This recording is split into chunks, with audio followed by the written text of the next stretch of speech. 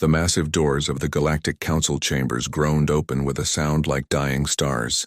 Ambassador David Torres stepped into a space so vast that Earth's largest cathedral would fit in one corner. Above him, floating platforms held representatives from over 800 alien species, their forms ranging from crystalline beings that sang in harmonic frequencies to gas cloud entities that sparked with bioelectric fury. The air itself felt heavy with power and ancient authority. Gravity manipulators kept different atmospheric zones stable for species that breathed methane, hydrogen, or substances that would dissolve human lungs instantly. Translation matrices hummed constantly, converting thousands of alien languages into comprehensible speech. David walked alone across the polished obsidian floor toward the central speaking platform. Each footstep echoed through the chamber like a countdown to execution. Around him, hundreds of alien eyes tracked his movement. Some glowed with bioluminescent hatred. Others burned with curiosity about the species that had dared to refuse the Council's demands. The Supreme Chancellor rose from the highest platform, its form a shifting mass of dark energy contained within ceremonial robes that seemed to absorb light itself. When it spoke, the words bypassed David's ears and appeared directly in his mind, through neural translation technology. Human, representative. The Chancellor's mental voice carried the weight of 50 million years of galactic dominance. You stand before the governing body of 1,200 civilized worlds. Your species has committed acts of defiance against Council authority. You have refused tribute payments. You have expanded beyond your designated solar system without permission. You have developed military technology without Council oversight. David looked up at the assembled representatives, his expression calm despite the overwhelming display of power surrounding him. Somewhere in those floating platforms were species that could boil oceans with their thoughts, civilizations that had mastered faster than light travel when Earth was still a ball of molten rock. Most seriously, the Chancellor continued, your people have made contact with prohibited archaeological sites throughout this galaxy. The ruins of the ancients are restricted by Council decree. Yet human research teams have been detected at 17 separate ancient installations in the past year. A ripple of agitation passed through the chamber. The mention of ancient sites always caused unease among the Council species. The ancients had vanished 60 million years ago, leaving behind technology so advanced that even studying it was considered dangerous. Honored Chancellor, David finally spoke, his voice carrying clearly through the vast space thanks to acoustic enhancement fields. Before you pass judgment on humanity, I have a simple question for this assembly. The Chancellor's energy form flickered with what might have been amusement. You dare to question this, Council? I question your authority, David replied, producing a small device from his diplomatic pouch. Specifically, the basis upon which you claim dominion over species you've never conquered. Angry sounds erupted from dozens of alien platforms. Translator matrices struggled to convert concepts like outrage, fury, and murderous intent across hundreds of different species. The Chancellor raised what passed for a hand, and silence fell like a physical weight. Elaborate, human. David activated his device, projecting a holographic display that filled the center of the chamber. Star charts appeared, showing the galactic spiral with thousands of inhabited worlds marked in different colors. Council records indicate that your authority extends over 1,200 member species. Impressive. But how many of those species joined voluntarily? The hologram shifted, highlighting specific star systems. According to our research, the Velzic Confederation was brought into the Council after their homeworld was subjected to orbital bombardment. The Thornax Collective joined after their entire military fleet was destroyed in a single engagement. The Keithian Republic became members after their sun was threatened with artificial nova induction. More star systems highlighted with each example. The pattern became clear even to species with radically different concepts of logic and causation. In fact, David continued, of your 1,200 member species, only 43 appear to have joined through genuine diplomatic agreement. The rest were conquered, coerced, or forced into compliance through demonstrations of overwhelming force. The Velkari War Commander, a massive reptilian being covered in natural armor plating, rose from its platform. Your point, soft flesh? Strength determines order. The weak serve the strong. This is natural law. David smiled, an expression that somehow seemed more threatening than reassuring.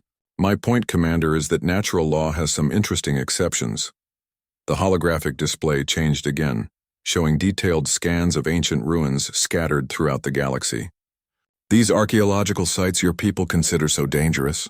We've been studying them for 3 years. Not just surface investigations like most council species attempt, but deep analysis using techniques your scientists haven't developed yet. The Chancellor's energy form began to pulse with agitation.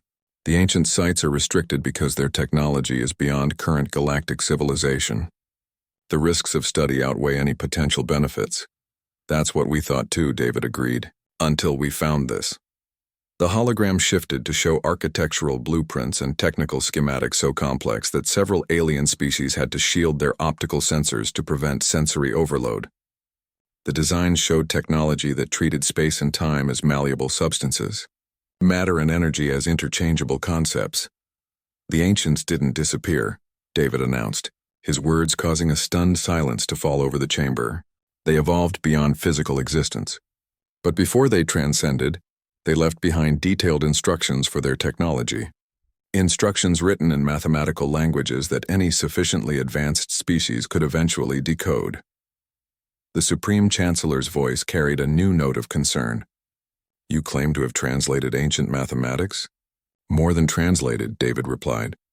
We've built working prototypes based on their designs. Would you like a demonstration? Before anyone could respond, David pressed a control on his device. The air around him began to shimmer, reality taking on a fluid quality that made hardened space veterans feel dizzy. This chamber exists in normal spacetime, David explained as the shimmering effect intensified. But using ancient technology, we can manipulate the fundamental forces that hold reality together. We can step between dimensions, alter the flow of time, or, he paused, letting the implications sink in. We can make things cease to exist in this universe entirely. The demonstration ended, but the threat lingered in the air like smoke. David looked up at the hundreds of alien faces staring down at him, their expressions ranging from terror to fascination to calculating hunger. So here's what's going to happen, David said, his voice carrying absolute confidence. Humanity withdraws from Council space entirely. We take our colonies, our ships, and our people to a place where your authority cannot reach us. In exchange, we share some of our ancient technology discoveries with species that request them peacefully. The war commander's voice rumbled with aggression. And if the Council refuses these terms? David's smile returned, but this time it carried the promise of consequences beyond imagination. Then you'll discover what happens when a species that achieved faster-than-light travel in less than a century gains access to technology that can unravel the fabric of reality itself. The chamber fell into absolute silence, as 1,200 civilizations considered the implications of going to war with humanity. None of them realized that the war had already begun. 3 days before Ambassador David Torres faced the Galactic Council, Dr. Lisa Chen stood in the deepest laboratory complex ever built by human hands. 2 miles beneath the Mariana Trench, protected by crushing ocean pressure and magnetic shields that could hide a small moon, humanity's greatest secret hummed with barely contained power. The quantum displacement array stretched across a cavern the size of a major city. Crystalline structures based on ancient designs pulsed with energy that made the surrounding seawater glow with impossible colors. Teams of scientists and engineers worked around massive components that seemed to bend space around themselves, their surfaces covered in mathematical equations that hurt to look at directly. Final synchronization check complete, reported Dr. Michael Reeves, his voice tight with exhaustion and excitement. All human settlements report successful installation of displacement anchors. From Earth to the farthest colonies were linked to the primary array. Lisa nodded, though her stomach churned with the magnitude of what they were attempting. In 72 hours, every human being in known space would either be free or dead. There was no middle ground. The laboratory's main screen displayed a real-time map of human civilization. 49 worlds and space stations spread across nearly 300 light-years, home to 2.8 billion people who had no idea their survival depended on technology. Reverse-engineered from a civilization that had vanished before. Earth's first dinosaurs evolved. Status. From the outer colonies, Lisa asked. New Beijing confirms ready, came the reply from Communications Officer Janet Walsh. The generation ship Aurora reports successful anchor installation. Even the research stations in the Vale Nebula are showing green across all systems. Lisa walked to the central control platform, where a device that looked more like abstract art than scientific equipment waited for her authorization. The ancient text had called it a reality anchor, though their translation matrices still struggled with the actual concepts involved. As far as human science could determine, it would fold space-time around their entire civilization, moving them into a parallel dimension where the Galactic Council's weapons could never reach them. The theory was sound. The mathematics checked out. Every computer simulation showed successful displacement with minimal energy requirements, but they had never tested it on anything larger than a small asteroid. Dr. Chen, called out Dr. Sarah Kim from the monitoring station. We're receiving reports from our deep space observation posts. Council enforcement fleets are mobilizing throughout the galaxy. Estimate 1,800 warships converging on human space.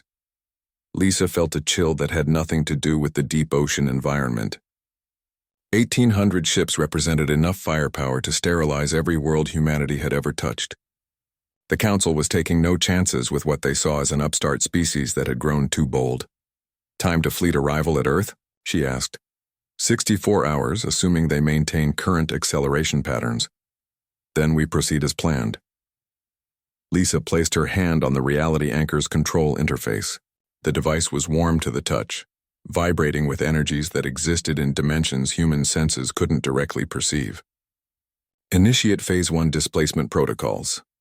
Around the laboratory, hundreds of technicians began the most complex scientific procedure ever attempted by any species. Ancient technology required precise synchronization across impossible distances, quantum calculations that pushed human mathematics to its absolute limits, and energy channeling that turned their understanding of physics inside out. Displacement anchors responding, reported Dr. Reeves. All human settlements are beginning phase transition. Quantum signatures are stable.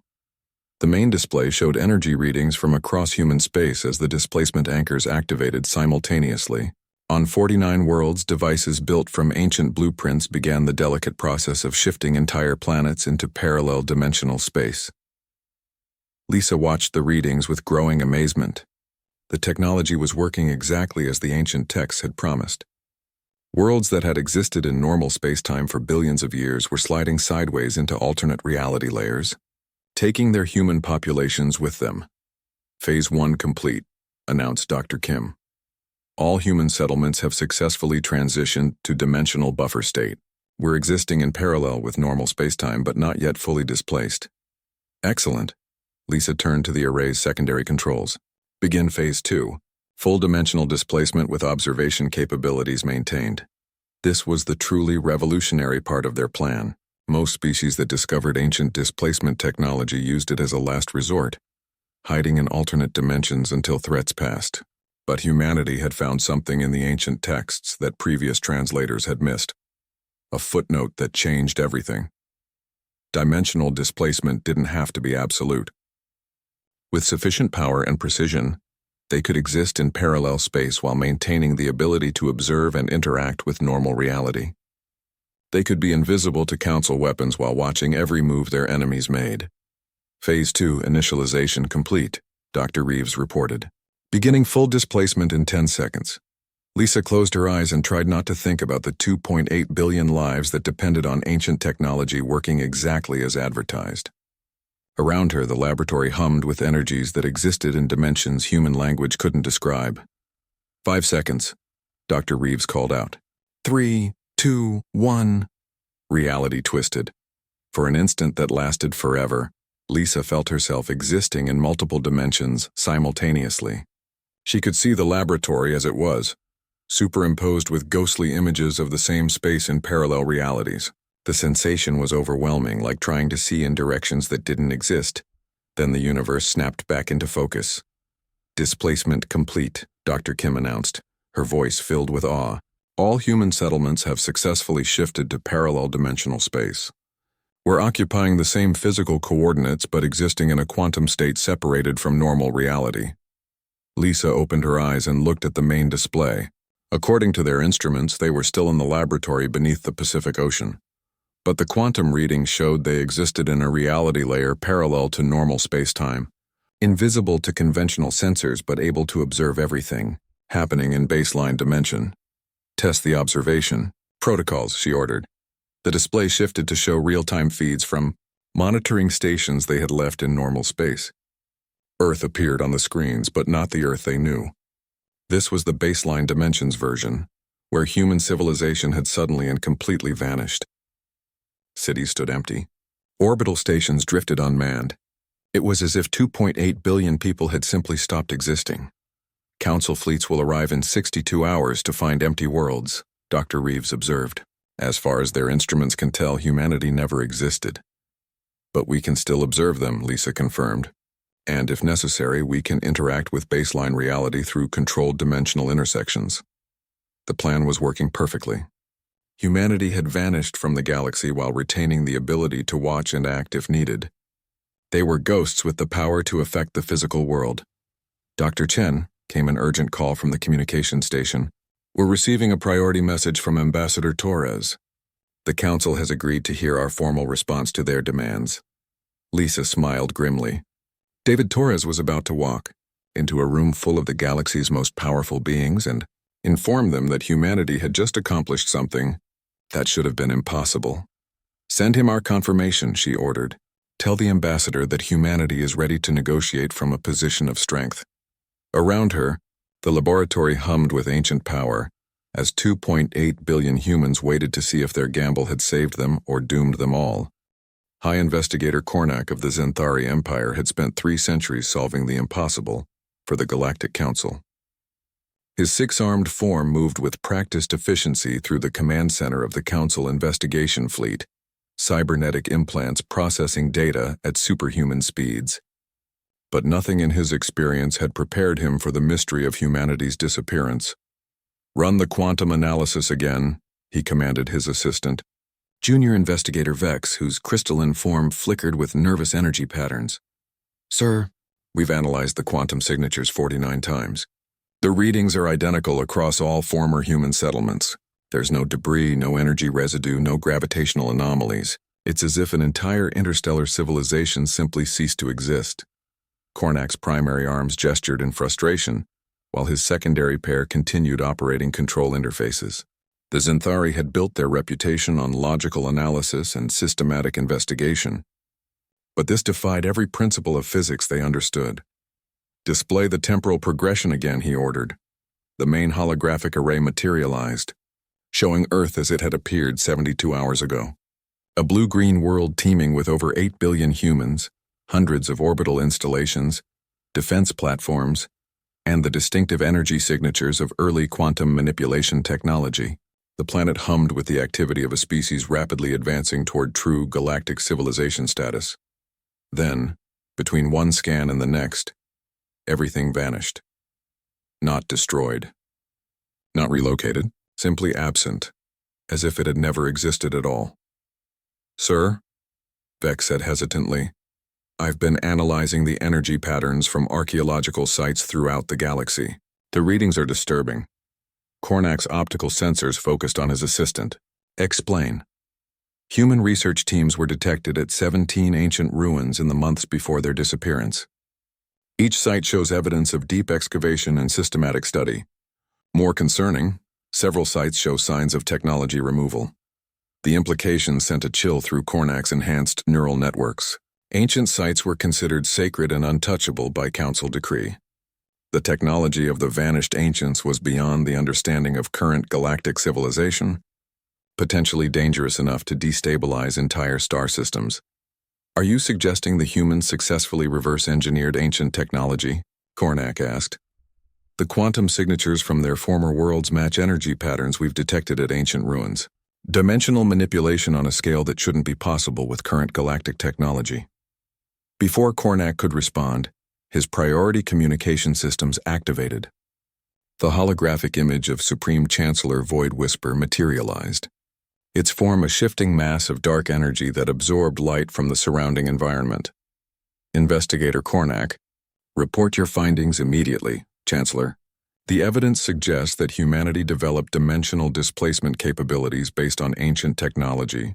They appear to have shifted their entire civilization into parallel dimensional space. The Chancellor's energy form pulsed with what might have been shock. That level of dimensional manipulation hasn't been achieved by any galactic species. The ancients themselves were the last to possess such capabilities, and they vanished 60 million years ago. Sir, there's additional evidence that raises serious concerns about humanity's current capabilities, Cornac continued. If they've successfully decoded ancient technology, they may possess abilities that threaten the fundamental structure of the Council's authority. Elaborate. Cornac activated a secondary display showing technical analysis of ancient sites.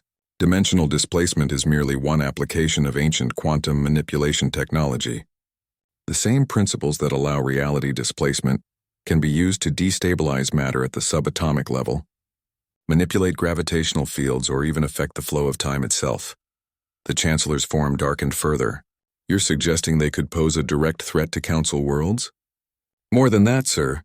If humans have access to functional ancient technology and the innovative thinking their species is known for, they could potentially destabilize the quantum foundations that hold our reality together. The command center fell silent, except for the hum of advanced technology. Around them, hundreds of Council vessels maintained position in the space where Earth should have been, their sensors detecting nothing but cosmic background radiation. Sir, interrupted Communications Officer Thex, her insectoid form chittering with agitation. We're receiving strange readings from deep space monitors throughout the galaxy. Quantum fluctuations consistent with dimensional observation protocols. Cornac felt his blood temperature drop. They're watching us. Explain, the Chancellor demanded. If humanity has mastered dimensional displacement, they can observe normal space-time while remaining undetectable to our instruments. They may be monitoring this conversation right now. The possibility that invisible humans were studying their every move sent waves of unease through the assembled investigators. Species that had controlled the galaxy for millions of years suddenly felt like specimens under a microscope. More troubling, Cornac continued, dimensional observation typically requires massive energy expenditures. The fact that they're maintaining galaxy-wide monitoring suggests they have access to power sources beyond our current understanding.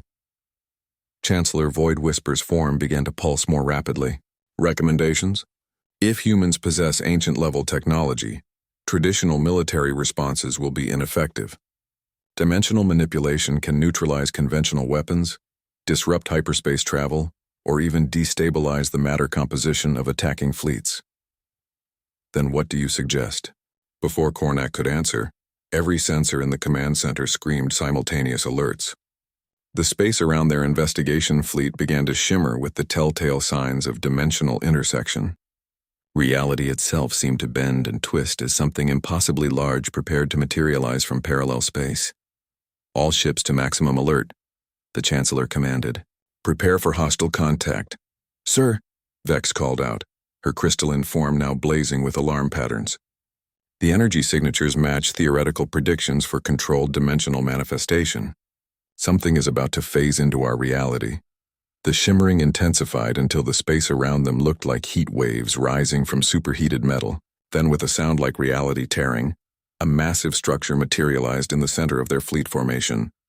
It was clearly of human construction, but built using principles that hurt to look at directly. The vessel's hull seemed to exist in multiple dimensions simultaneously, its surface covered with mathematical equations that described how to fold space-time like origami. Weapons ports that appeared to open into pocket dimensions dotted its surface, while energy readings showed power outputs that shouldn't be possible with any known technology. This is Ambassador David Torres. Of the Terran Federation came a transmission that bypassed their communication systems entirely, appearing directly in the minds of every being in the fleet. I'm here to discuss the terms of humanity's withdrawal from Council space. Cornac stared at the impossible ship floating before them, its very existence proving that humanity had achieved technological capabilities that made them the most dangerous species in the galaxy. Chancellor, he said quietly, I recommend we hear what they have to say. The Supreme Chancellor's dark energy form flickered with what might have been fear. Open communication channels. Let's discover what the humans want. As communication links activated, Cornac realized that the investigation was over. They had found humanity, and the discovery would change the balance of galactic power forever. The only question now was whether the Council would survive the encounter. Around them, Reality continued to shimmer as more human vessels prepared to materialize from dimensions that conventional physics claimed couldn't exist. The galaxy's new masters had arrived to negotiate. Ambassador David Torres materialized in the center of the Council Investigation Fleet's command ship through a process that made seasoned space veterans feel sick. He didn't teleport or use conventional transportation technology. Instead, he stepped sideways through reality itself, his form solidifying as two dimensions briefly intersected. In the same physical space, the ship's bridge fell, silent as council representatives stared at the human who had just violated every known law of physics. Energy shields designed to repel planet-killing weapons had offered no resistance. Security systems that could detect approaching threats across multiple star systems hadn't even registered his arrival. Supreme Chancellor Void Whisper's dark energy form pulsed with agitation. "How did you bypass our defenses?" David smiled with genuine sympathy. "Your defenses are designed to stop threats that exist in normal space-time. What we've learned from ancient technology operates on dimensional principles your scientists haven't discovered yet." He gestured to the frozen weapon systems around the bridge. "Also, your weapons won't function properly while you're partially phased into our dimensional matrix. Consider it a safety precaution during negotiations." High Investigator Kornak's cybernetic implants worked overtime to process what he was witnessing. "You're maintaining a dimensional intersection field around this entire fleet?" "Among other things," David replied. He activated a holographic projector that displayed real-time energy readings from across the galaxy. "While you've been investigating our disappearance, we've been making preparations for a very different kind of future." The display showed star charts with thousands of marked locations throughout Council space. Each marker pulsed with the same quantum signature that had characterized humanity's vanishing. "Dimensional resonance anchors," David explained. "We've installed them near every major Council world and strategic installation. Not weapons exactly, but they serve a similar purpose." Dr. Lisa Chen materialized beside David, her form stabilizing as she stepped through from parallel space. The demonstration of casual dimensional travel sent waves of unease through the assembled aliens. "The Ancients' greatest achievement wasn't just dimensional manipulation," she said, producing a device that hummed with barely contained energies. "It was learning to affect the quantum foundations that determine how matter and energy interact with space-time."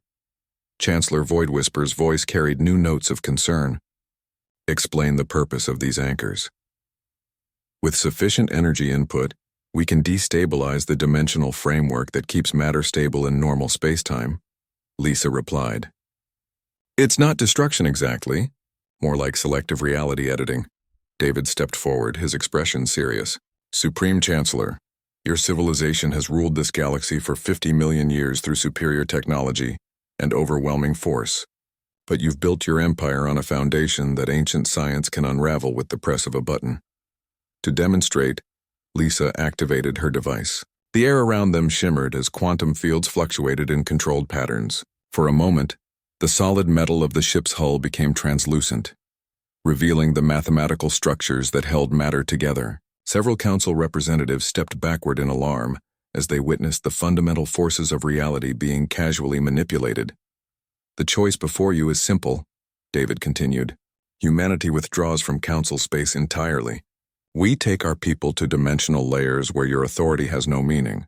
In exchange, we leave your civilization intact and offer limited technology sharing with species that approach us peacefully." War Commander Thaxon of the Velkari Empire, a massive reptilian being covered in natural armor, rose from his position.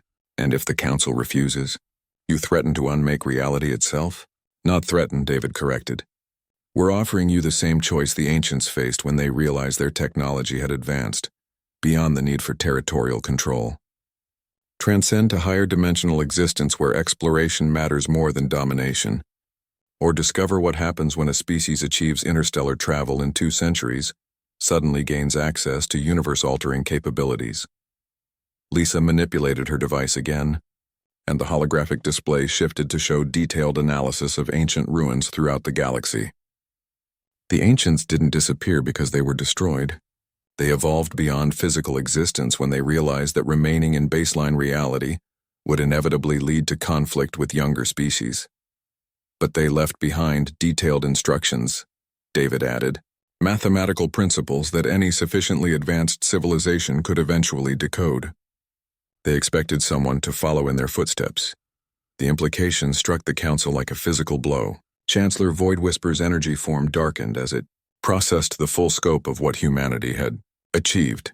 You're claiming to have mastered technology that surpasses everything the council has developed in 50 million years. Not mastered, David admitted, but we understand enough to know that your weapons can't touch us. Your fleets can't find us, and your empire exists only as long as we allow it to. Around them, space began to shimmer again as dozens of human vessels materialized from parallel dimensions. Each ship bore the impossible architecture of ancient-inspired technology, their hulls inscribed with equations that described how to manipulate the building blocks of existence itself. However, Lisa said, her voice carrying hope alongside the implicit threat, we didn't develop this capability to become galactic tyrants. Humanity has always been better at cooperation than conquest. David nodded toward the assembled council representatives. Your empire controls 1,200 species through fear and superior force. What if instead of ruling through dominion, you governed through voluntary cooperation? What if species joined the galactic community because they wanted to, not because they were conquered? The suggestion sent ripples of shock through the bridge. The concept of voluntary galactic government was so alien to council thinking that their translation matrices struggled to process the idea. Impossible, growled War Commander Thaxon. Order requires hierarchy. The strong must rule the weak or chaos follows. The strong can also protect the weak, David replied. They can share knowledge instead of hoarding it. They can build civilization instead of merely controlling it. Lisa stepped forward, her device now humming with energies that made the surrounding air taste of copper and possibility. We've seen what your empire has accomplished in 50 million years. Technological stagnation, cultural stagnation, endless cycles of conquest and rebellion. The ancients achieved more in 10 million years than the council has in 50 million, David added, because they focused on growth and exploration instead of control and dominion. Chancellor Void Whisper's form pulsed with what might have been uncertainty. And if we refuse your terms? The human vessels surrounding the council fleet began to glow with dimensional energies. Space itself seemed to bend around them as they prepared to demonstrate capabilities that defied understanding. Then you'll discover what happens when a species that reached the stars through pure determination decides that the galaxy needs new management, David said quietly. But we'd prefer to offer you something better, Lisa added. Partnership instead of conquest. Cooperation instead of dominion. A chance to explore the universe instead of merely ruling a small part of it. The bridge fell silent as representatives of the galaxy's oldest civilization contemplated an offer that could revolutionize galactic politics or lead to their complete destruction. Around them, reality continued to shimmer as humanity waited for an answer that would determine the future of known space. The Council's 50-million-year reign was ending. The only question was whether it would end in evolution or annihilation. 6 months after the Council's historic surrender, the galaxy was transforming in ways no one had thought possible. Former imperial worlds tasted freedom for the first time in millennia, while species that had served as enforcers for the old order struggled to find their place in a universe where cooperation had replaced conquest. Dr. Lisa Chen stood on the observation deck of Haven Station, humanity's first interdimensional diplomatic facility. The station existed in a pocket dimension accessible to all species, where environmental controls could accommodate everything from methane-breathing crystalline beings to plasma-based entities that existed as pure energy. Through the transparent walls, she watched as delegates from over 400 species arrived for the monthly session of the Galactic Cooperation Assembly. Unlike the Council's intimidating chambers designed to inspire fear, this meeting space felt welcoming. Representatives floated, walked, or phased through specially designed areas that accommodated every conceivable form of alien biology. Second thoughts about overthrowing a 50-million-year-old empire? Asked David Torres, joining her at the viewing port. About which part?